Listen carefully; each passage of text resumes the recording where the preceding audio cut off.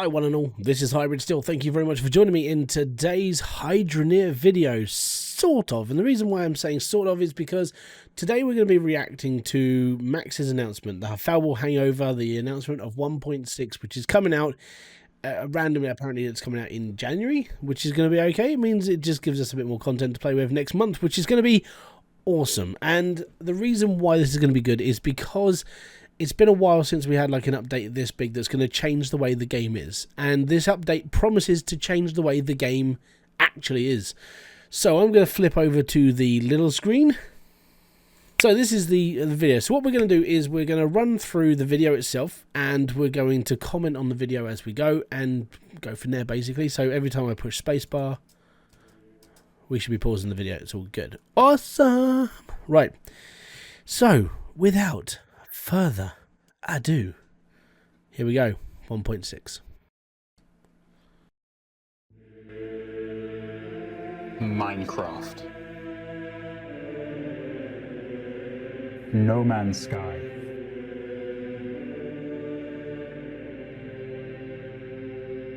Space Engineers. Factorio. Something that all these games have in common is coming to HYDRONEER. I bet you thought I was going to say multiplayer. Nope. The next thing coming to HYDRONEER is a logic system. A logic system, you say? This, I'm going to be completely honest. Fucking hell, why can't I speak? A logic system would be awesome in HYDRONEER. Just going to have to see how it's going to be working. Now, I know there's going to be like electricity and bits, but we'll go through all. That's all I know about it because it's been mentioned already on other social medias. Alright, okay, so I've been working really hard and 1.6 is going to have these two major new game systems. It's going to be split up into two parts. We've got the... Already, there is something I've already noticed.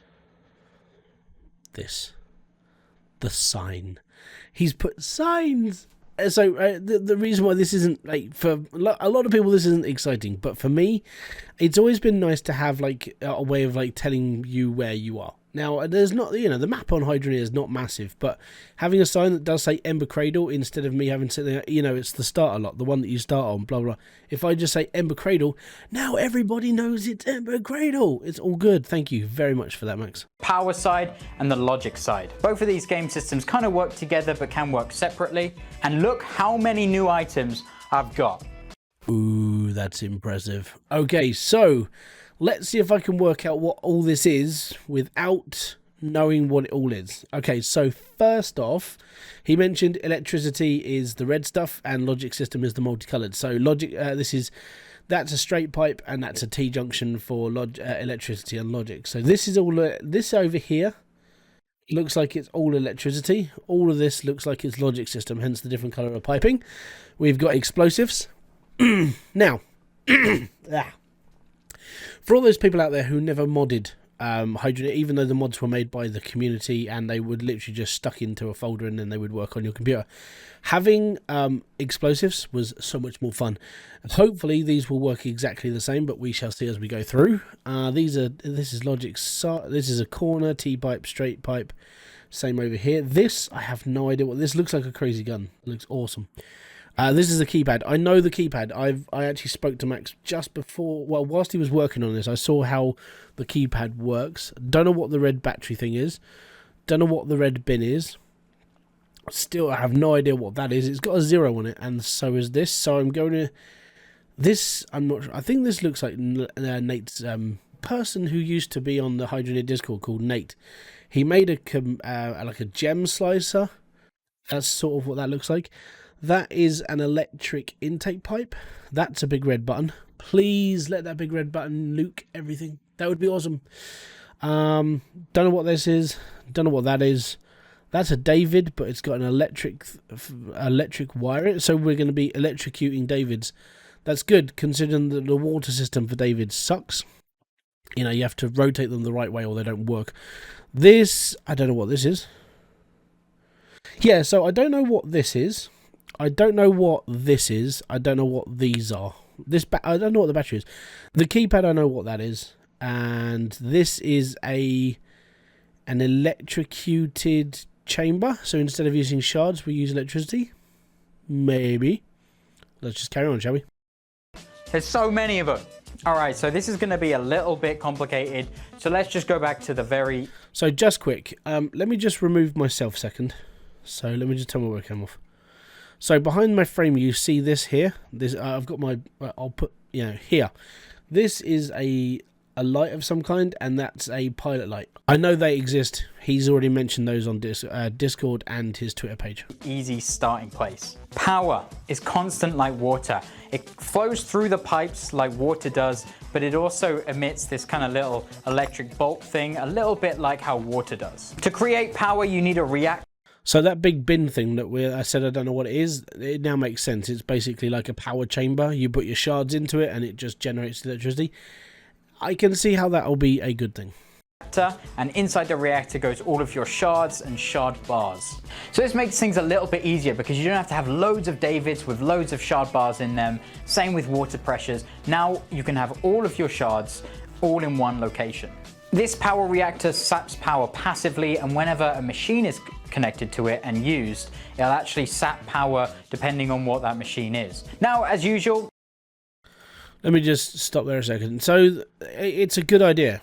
It's a very nice idea and I like it. But does it have like an energy bar on the side to actually tell us how full that bar is? Or is it's going to be guessing, isn't it? Which is what I'm going to assume. I would hope for like a life bar on it, you know, so we can actually see where the power is and then we can work on it from there. But that's just my criticism. That's all I ask for. If you need any more details, you can check out the descriptions on the items down below. Some new things that the power system brings across now is a powered pressure booster, so you don't need to use those water boosters anymore. Again, this is more of a advanced end game kind of stuff, so you can... Okay, so yes, that power source thing, it powers the chambers. This is end game material. This isn't like right at the start of the game. So guides are going to change. The way that we're going to be doing stuff to go up that evolutionary chain when it comes to our builds, all going to change. So when you do put your builds out, take this into consideration as well. Still use the water boosters. You'd probably use them a little bit earlier on and then use this a bit later, since it requires a whole infrastructure to be set up. We also got powered Davids as well. I knew it. Powered Davids. Awesome. Cannot wait, because this basically means that it doesn't matter which way around you have your Davids now, they're all going to be shooting in the right way. Brilliant. That means we don't have to put shards in them. End game material. Oh, and that's definitely a powered intake pipe, but I'll let Max tell you. And some nice powered intakes that create 100% pressure as soon as they go through. And something a little bit different as well, we've got an item destroyer when powered. Hold on. That intake pipe is 100% power. That's going to change the way we put our builds out when it comes to structuring the way that we put our water flow in as well. So if you do like a slow upgrade, you change your intake pipe from a manual like water pipe into the electricity one, as you can see on the screen over there. You're going to be boosting your pipe by 50% to start with straight away. That's really good. That's less power chambers being used on your builds. And don't forget, have to space things out now for new theories. All good. Let's carry on, shall we? Any item that goes into it, it completely obliterates. You don't even get any scrap metal for this. So it's great for getting rid of extra resources that you don't want or any items. I should mention as well, in this new update, there's going to be a little setting in the settings menu. Just like you could choose to save raw dirt, you can choose to save raw resources. Just because I know... Okay, cool. So this is a chewer. This basically, if you don't want to take your stuff over to the scrapyard in Bridgeport, you can just melt it out yourself. It's all good. You don't no rewards, nothing. It's all good. But what he said there was quite interesting, because with the F7 mod that I use to like pimp people's plots and do my own videos and stuff, we've been able to remove stuff from our games from a really early point where we can take away the dirt, strand gems. If we just want to clean up an entire lot, we just press this button, everything disappears. Now we're all getting that in the bog standard vanilla game. All good. I know a lot of people accidentally create too many resources and then they get stuck with quite a low frame rate. This update as well is coming with some optimization, so you should feel your game is running a little bit better. This place behind him, I know exactly what that is. The worst part is I can't tell you unless it gets mentioned in this video. If it doesn't get mentioned, I'm not saying. Another new item in the powered system is some new lights. The first one we're going to look at is this pilot light. It doesn't draw any energy, so it's... Okay, so what he has here, and he showed this in a previous tweet a few months ago, saying that he was working on this new thing. Guess what it is? This thing is it's a bit like the water pressure gauge, where if if you've got like a gauge in the middle of all your piping, and it's that little dial that goes up to the right, if it's like a good pipe, or if it's losing pressure, you can see it in the actual thing. This is like that. If the pilot light is on, your electricity is flowing. If it's off, guess what? You've got to put it all back together again. Completely free to use when it's powered. It's simply really good to tell you if everything's working and you're actually getting power through a pipe. Speaking a little bit technically, this doesn't emit any light in the game, so it is a little bit easier to see. You can have quite a lot of these in the game and it won't really affect frame rates. If we had some dynamic lighting, like the next light, if you had quite a few of those, then you may actually experience some technical issues with quite a lot of them in one area. So the next one is really cool, and this one is a great example of how both of the systems tie together. It's a powered light which emits light, and you can choose what color to put into it. So the way the logic system works is it passes numbers through pipes. Now this is unlike the water and power system. Yeah, so what he has on screen, this 255000000 is the RGB code for that light. Let me just load up Photoshop. Okay, so Photoshop, when you go into RGB mode, every color has a different amount of code numbers, right? So to put it into perspective, if you want to change that light to like a baby blue, if you put in 0144255, that pilot light will change to this color here. If you want it to be like this funny, horrible, yucky green, you type in that code 1502555000, and it will come up with the toxic green look. That's really cool, and I like that. And the reason why I like this is because I can maybe experiment with an RGB build. We just got to find a way of changing the lights, where it doesn't continuously pass data through. When you pass something through, it'll send one track of that, and it'll set that value on every single item that is in that path. So if you had some lights at the end of this, for example, you could pass in a 9-digit RGB code and it will change the color of the light. It's actually really cool, and I'm really happy with how this one came out. See? RGB code. Graphic design. Awesome. Which does bring me on to my next point. There's multiple ways that you can enter data through the logic system. Sometimes it's easy as just putting a 1 in when you want something to happen and a 0 when you want something to stop. Or you might want to put in some custom numbers into something, which I'll explain a little bit later on. This is really useful if you wanted to use one of the logic water pipes, as you can see here. Let's say from the other side of my base, I wanted to turn off a water line. Well, now you can do it pretty damn easily with the logic system. This next one we can look at is really cool. It basically counts the number of items that pass through it. It sits on top of a conveyor belt and is really useful if you want to say, I don't know, I only want to have 10 ores come through and be produced into this bar. It's a little bit complex, but follow with me on this one. You basically use the outputting value and you compare that to a previous value you've chosen. So in this case, I'm going to choose 10. And then when that hits 10, it's going to shut off the water valve.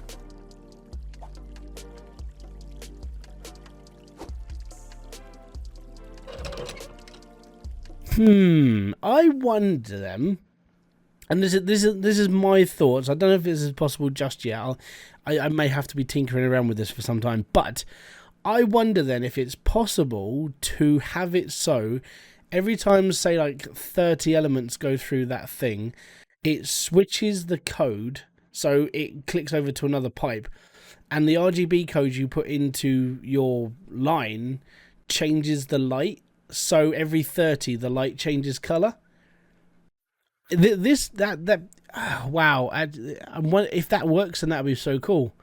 I might have to play around with this, because if it does, then that's going to look freaking awesome. I think it will just be that's pretty fun. Yeah, I like that idea. There's another thing as well called the durability reader. It outputs the durability of that item that it's looking at, which is really useful because then you can figure out what the durability is. So you compare that to a number, let's say, I don't know, 5%, and then you can use the logic system to throw out spanners from the repair tool to repair an item. Okay, so so stop me here, right? So first things first, having the ability to be able to read the durability on pipes is awesome. I love that idea, and it's fantastic. And it's for all those people out there who can't, you know, who have to keep running backwards and forwards, checking their filters and so on and so forth. This is a way of revolutionizing that, which is all good. Guarantee I will probably make a video on how it works, but it's all right. Now the big thing is, do we have to fill that bucket up with spanners ourselves, or does it just magically produce them? I've got this feeling we're gonna have to fill it up ourselves, but that's really cool. I like it very, very, very, very, very much. Last one I've left to the end because I think it is honestly the coolest thing in this update. We've got explosives. Pretty simple. As soon as it's got a logic value passed into it, it'll explode. It's also got a really cool effect that it has on the player if you get too close. Now that... No. My Call of Duty days just flash pointed back into my brain. I have heard that noise continuously for the last like 15 years. No, I don't like it. Having that noise brings back bad memories. So I probably won't be using the explosives.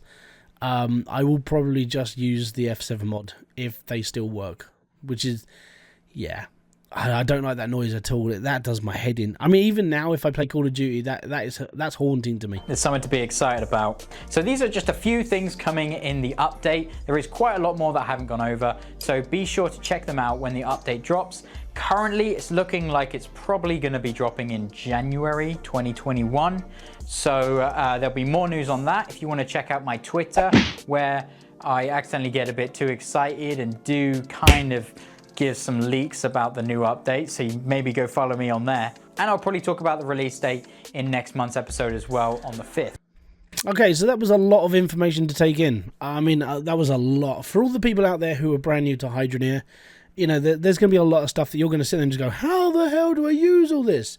Thankfully, there's a nice, kind, like person like myself who will go through every single bit and piece on this game and show you how to use it all. So that I'm actually looking forward to making all those videos, because there's a lot there to take in, and there's a lot else that he's going to be working on that's going to be coming out on this update as well. So it's going to keep me busy, which is nice. It's going to keep you guys guessing of what you can do with this stuff. I'll probably just show you the basics, you work it out from there. But having a logic system now, yeah, I mean, it's the game just went from being this to like this. There's so much stuff that's going to be in it, and to have all that stuff listed in, to have all that stuff working, that's going to be the big part. That's going to be like taking this game and giving it a royal kick in the arse and making it something better. I do hope the optimization comes in properly and it works better. And the reason why I'm saying this is because we've known HYDRONEER since, well, I've known HYDRONEER since May. There have been issues when you get like big builds, hence all my big build videos always have lag on them. So I think what I will be doing is I'll be testing the size of a build. Hopefully I get into the testing branch, and that'd be pretty cool again.